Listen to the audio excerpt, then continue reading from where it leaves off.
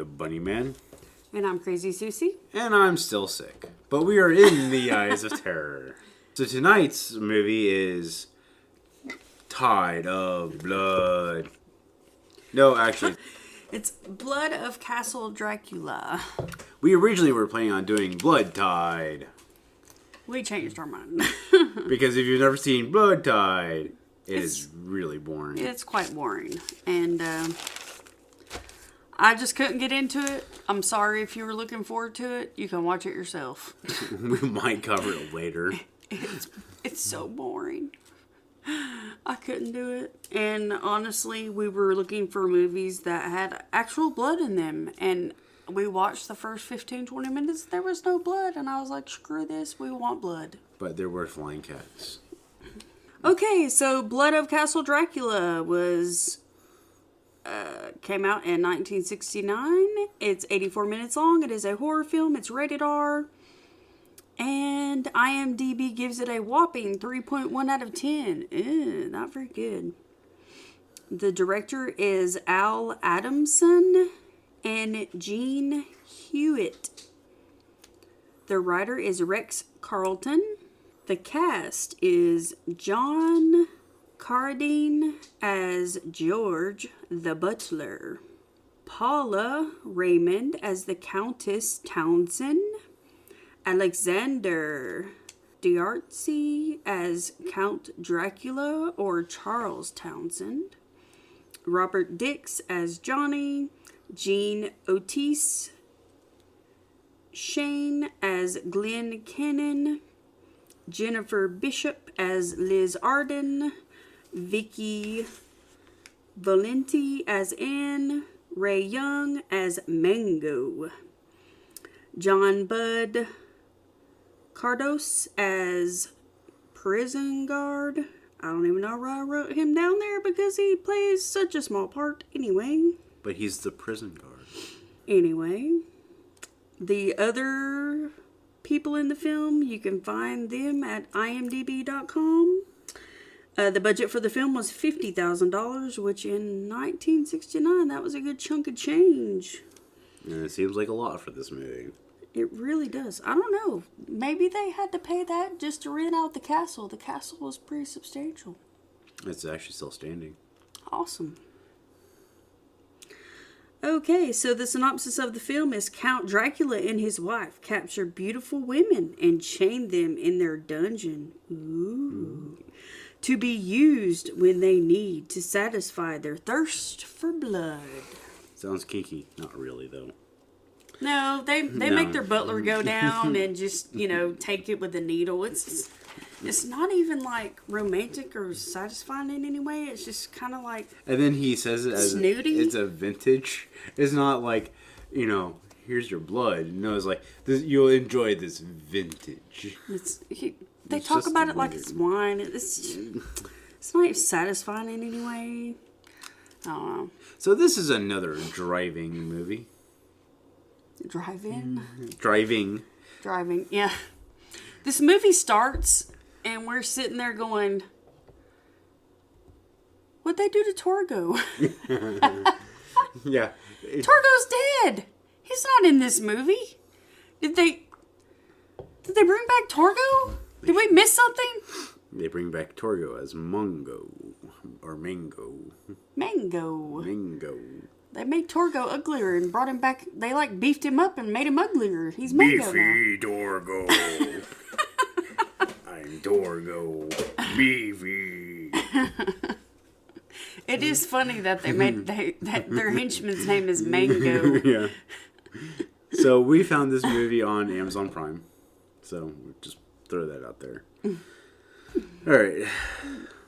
It is funny though that his name is Mango, so much like Torgo. And again, it's a manly Torgo. Again, this movie starts out with the driving and just really weird music.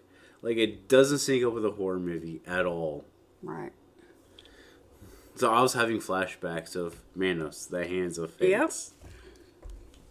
And it has this woman driving with the car with the top down, just like Manos, on these country windy roads, just like Manos, with music that doesn't sync up with the film, just like Manos.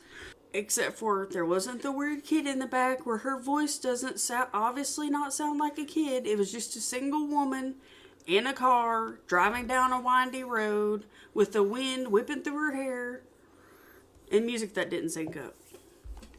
And we looked at each other like, did they bring back Torgo? What's going on here? What's going on here? It should have, the beginning, it was definitely Manos, the Hands of Fate. 2 fingers.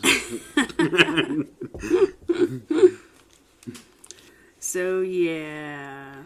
The movie begins with a woman driving down a windy country road. And she pulls off as she's stranded.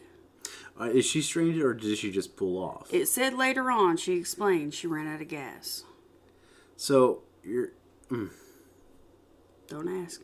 She should have had a Torgo. So she pulls off, she gets out of her car, and she starts walking through the woods. And then she meets a giant, deformed man in the woods. He's Mango. Just the sheer presence of him is too much for her, and she faints. So he picks her up like she's a great big sack of taters, and he just walks off with her to the castle. He literally just has her under his armpit, and he's just like, all right, let's go. Like she's nothing. I figured he would throw her over his shoulders like she was, like he's Santa Claus or something, but nope, he just has her under his arm like she's a sack of taters. Can you imagine his armpit smell? Ugh. I don't know, it's all over her back now. Yeah. And he heads off to the castle. The next scene are of a model doing a shoot and posing for photos at an animal-themed water park. I think it's supposed to be SeaWorld without saying SeaWorld. Yeah. At least that's the gist I got of it, because there's dolphins and walruses and killer whales, I think. Yeah. The photographer gets a message saying his uncle has passed and he has inherited a castle. Because, that's always how you get weird messages, when you're at work. They're like, here's a telegram of your uncle died, you inherited this castle. All right, thanks, bye. It's always how it happens. He talks to the model, who you find out is his girlfriend / fiancée, and they decide to go visit the castle and its tenants. So let's talk about 60s fashion. It's awful. It's different. Bikini bottoms and tops that look like diapers. The bottoms look like diapers. It's weird. They should not have been in existence. It's like, no, stop. Anyway, that's enough. I'm reliving the horror in my head. So they decided to take a trip and visit the tenants of the castle. Well, but they continued the shoot. That's the funny thing. And I didn't realize how weird walruses are. Yeah, she was like sitting beside them, and I was like, that thing is going to attack you. And she's like, oh, they're so sweet. Mm. There was one, like, when he got the I just said it, the telegram, just sort of like humping the glass, like going at it with the glass. And then another one was like biting its fin. Like, and they're doing film, like shooting, doing photography stuff. And then they did seals and dolphins. Walruses are weird, though. That's all I could think of. They are weird. And, and then when they were at the thing, he was talking about how he really didn't know his uncle. But I was looking at it, and I couldn't get past that. That elevator could no longer exist today. Because it was a 3-story elevator. But it was 2 stories inside and 1 outside. Remember, it was like a 3-decker elevator. Mm-hmm. Like, that elevator would not exist today. No. All right. So, just little things that I found interesting. Again, you're going to make me lose my place, aren't you? Obviously. Yep, you're good at it. So. Driving. No, I was past that. More driving.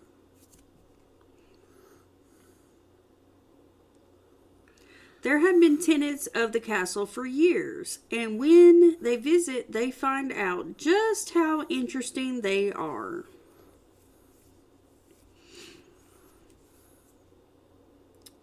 Johnny escapes jail with the help from a guard who is promised $5,000 from the count. Johnny knocks him over the head one too many times. So the first person to die is the prison guard. Like, you really didn't die yet. You didn't die yet. What do you mean? You got knocked out. No. He was supposed to knock him out. The prison guard tells Johnny, now Johnny, just one lick. Right down, that's it. And Johnny's like, okay, I got it. But I hate to do this, since we're friends and all. And Johnny had that little grin on his face, and he went, bam. And then he bam, bam. He just kept hitting. Okay. So, death by rock. Death by rock, yeah. So, what is shameless death? I give it a 2.5. It was brutal, but not great. Yeah. The smile on his face was pretty good, though. Mm-hmm. So, back at the castle, George tucks in the Count and the Countess, and they tell him to be on the lookout for Johnny. Johnny's making his way back home on foot to the castle. Johnny falls asleep by the river. In the morning, he wakes up to the sounds of dogs barking. He follows the river and comes to a waterfall. There's a woman sunbathing by the waterfall. He picks her up. She starts screaming, so he decides he's going to drown her. Yeah, just randomly. I give this a 3 out of 5. Yeah, she was screaming as he was shoving her head under the water. Yeah, but I felt like it was very realistic. It's like one of the more realistic drowning scenes I've seen. The thing is, she was on the other side of a ginormous rock. He could have walked around her without her even knowing he was there. I think this whole the next few, because that's really what it is, the next few killings are just to set the precedence that he's an unhinged psychopath. He kills people just for the pure fun of it. Yeah, he gets sick enjoyment out of it. And so he drowns her, then he sidesteps and just misses being seen by the group of men and dogs who are actually on the hunt for him. He follows the river on down to a bridge. He goes under it and climbs up onto the street. A man is at his car changing his tire.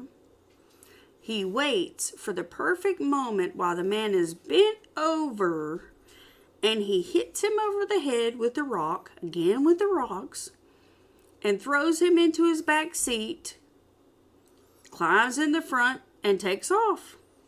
He's driving down the road, reaches in the back, takes the man's coat off, puts it on, all while driving. This man's got some driving skills. Yeah. He's multi-talented. I mean, I've never seen anybody that can drive and steal somebody's coat and put it on at the same time. I mean, he's just... He's got some skills. I'll be honest, I sort of want that coat. It's a tacky coat. That's why I want it. It looked like somebody skinned a cow and put it on as a coat. Yeah, well... It's awful. It is awful. I would wear it every day. You're not one with the style, let me tell you. Oh, no. I have style. Just not what everybody else thinks is style. Just not what other people consider stylish. He sees a man hitchhiking, so he stops right where the man will be lined up with the front door. And in the front seat was a shotgun. He shoots the shotgun, lines it right up with the man, shoots the man right in the face, and then he keeps on driving. So, kill number 3, shotgun right in the head. Yep. So,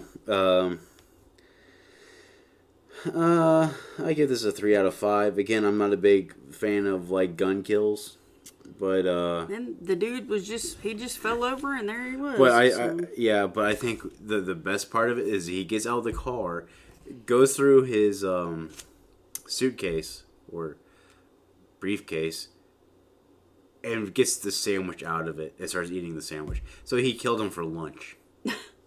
Killed him for whatever he might have that he needs. Yeah. That was his motivation. Right. What you got? What you got? I don't know what you got. A ham sandwich. But you might have something I want. What you got?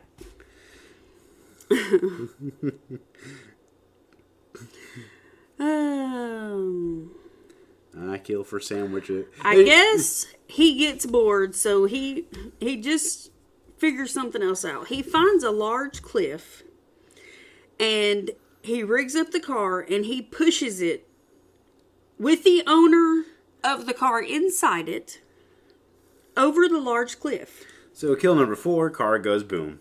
Unfortunately for the owner, he finally comes to and realizes what's going on as the car is going over said cliff.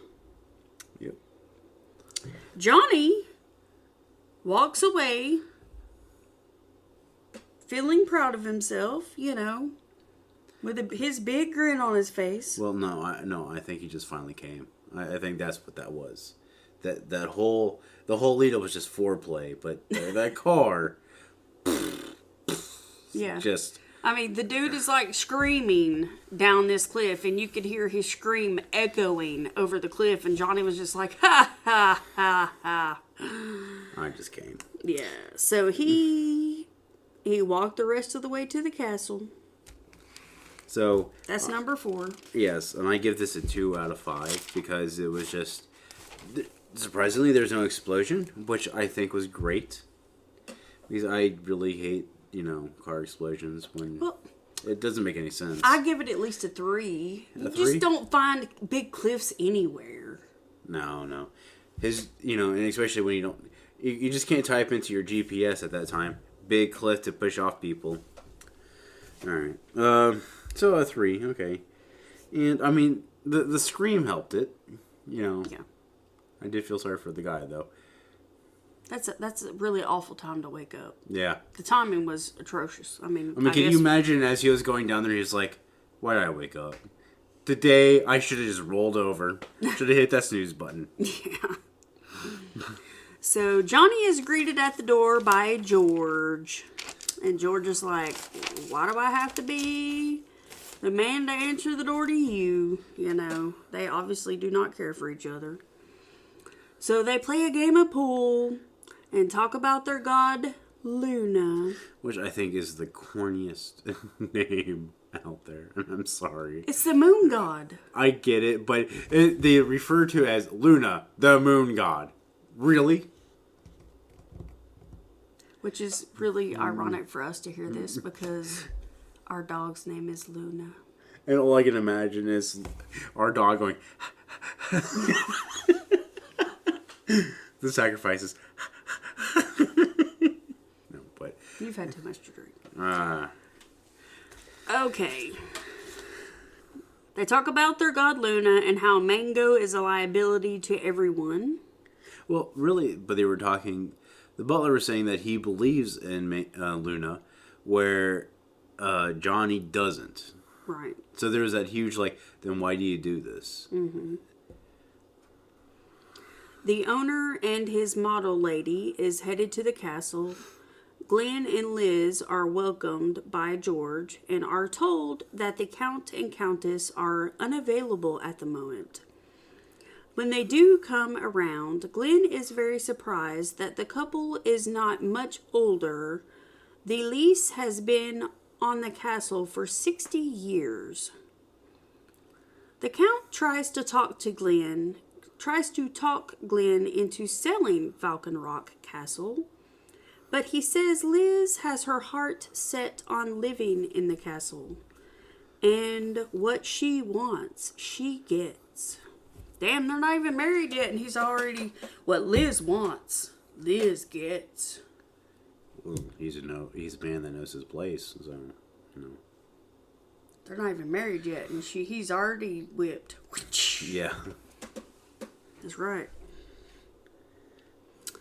So the Countess insists on Glenn and Liz must stay the night, and they can talk about this matter of the castle in the morning.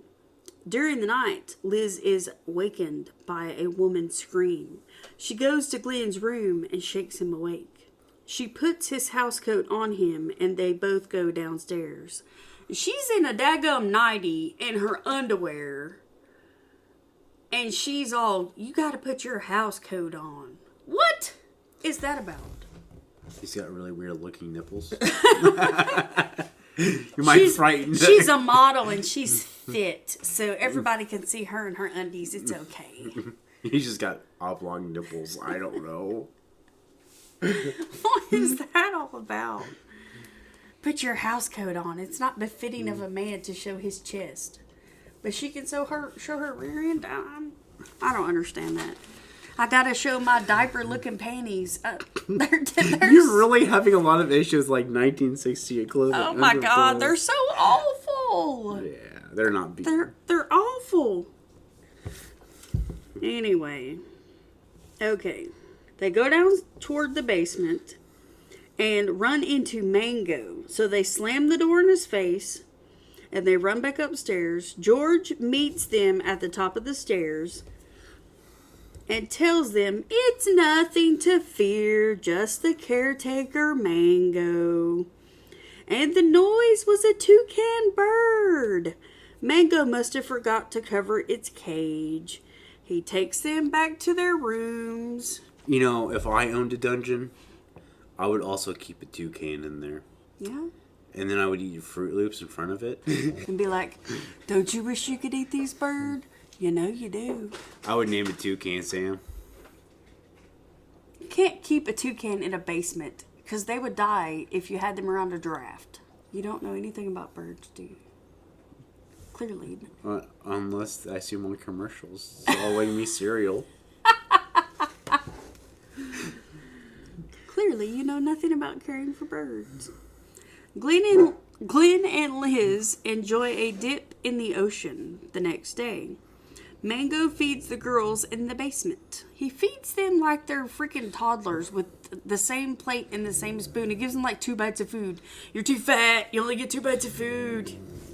Except for the one defiant one, which is Anne. She angers him, so he leaves the basement and forgets to lock the door. He even pushes the dog away. Glenn and Liz talk to Johnny outside. He says the Townsends are planning to throw them a dinner party tonight. And when George put their car away, something was wrong with the fuel line. It would take a day to get someone out to look at it, so they will have to stay another night. Glenn and Liz decide to check out the basement. They want to see the beautiful toucan bird. They go into the basement and see the women chained up. Well, at first, she asked what a toucan was. The model did. Yeah. And it was like, it's a bird with a long beak. And that was it. That was the conversation. Mm-hmm. So, like, obviously, she never seen a toucan, so. Mm-hmm. So they go into the basement and see these women chained up. And they're in shock. The women beg for them to free them. And they ask them, why are you like this? And they're like, well, the Townsends had us chained up like this so they could steal our blood. The butler comes down here and sticks us with needles and takes our blood. And they were asking, well, where are the Townsends? They're over there in those coffins.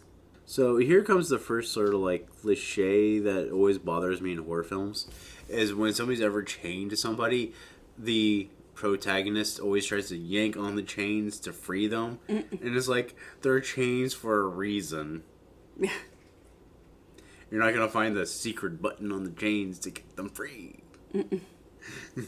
It's like, yeah, jerk harder, that'll work.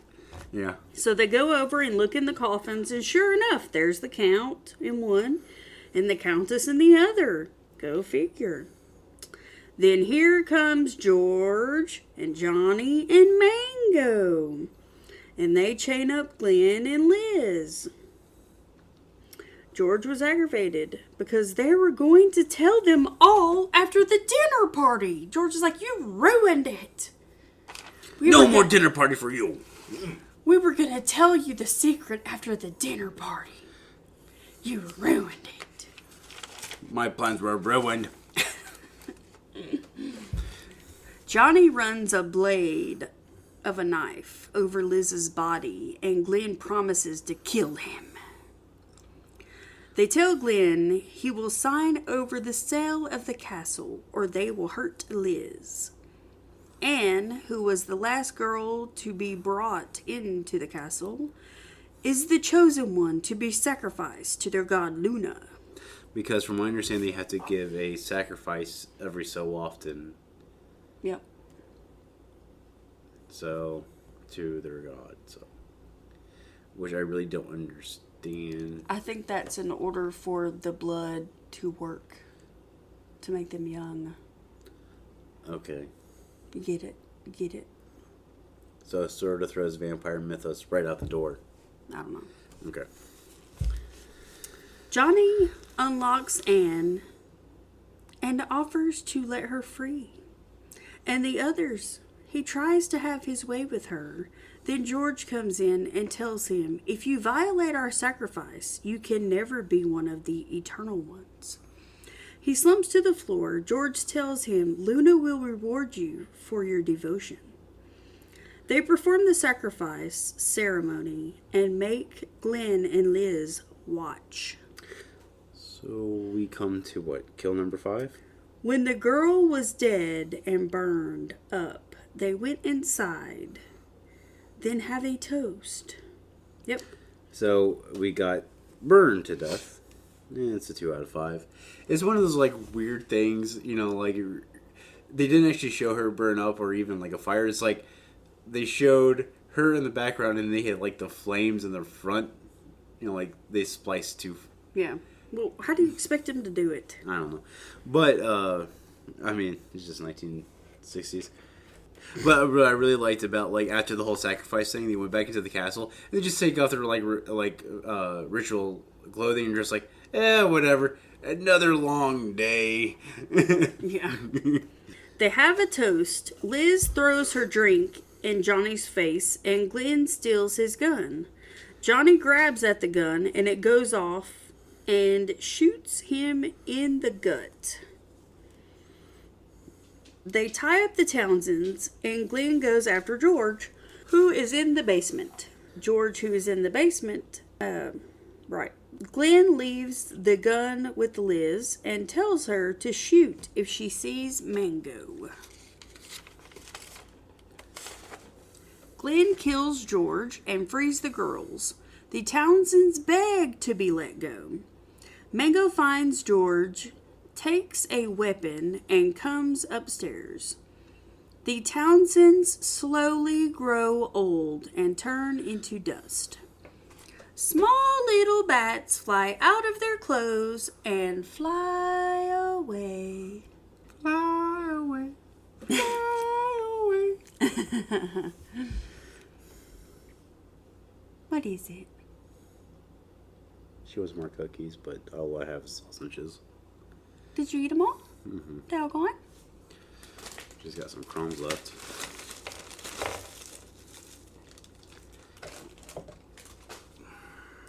There's a cookie left in there. Okay. So, Mango comes upstairs and raises his weapon. Glenn tells him to put it down. He doesn't want to hurt him. They figure out Mango doesn't understand them, so they run. They throw rocks at him. They shoot the gun at him. They chuck the gun at him. They chuck the gun at him. They run from him. He doesn't stop. He keeps on coming. Very, very slowly, but he keeps coming. Well, he keeps on coming until he finally gets up to Glenn and Liz. He knocks out Glenn and takes Liz, and he takes her back up to the sacrificial hill and ties her up to the sacrifice post. Glenn finally comes to and realizes what the heck's going on, and he comes to her rescue, and he tries to push Mango, and Mango won't budge. So he sees an axe. He puts an axe in Mango's back, douses him in gasoline, lights him on fire. Then Mango walks off a cliff. I think he more crawls. Whatever, walks, crawls. He goes off a cliff. So Glenn unties Liz, and they embrace, and that's the end. So Mango is the last of the deaths. Mm-hmm. He's number 8. And he gets a 3 out of 5. Oh, you give him the worst, huh? No. 4? 4 out of 5. The only way they could get around him is because he's just so slow. Like, seriously, they got him in the back. They doused him in gasoline, and he's just like, "Stop it, guys! Stop it! I'm Mango. I'm Mango. Stop it!" Okay.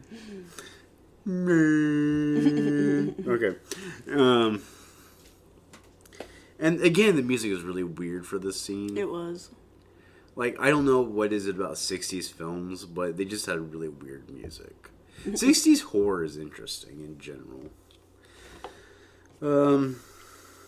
So there's that. So I get it a 3.5 out of 5. Yeah. Again, the entire movie is really weird.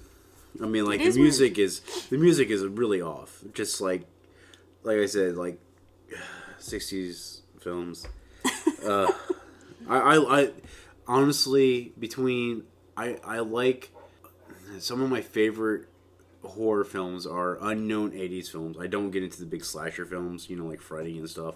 I like those, but they're not as interesting. But I do like Chopping Mall and stuff like that. And I think the 60s, because the 60s are just so...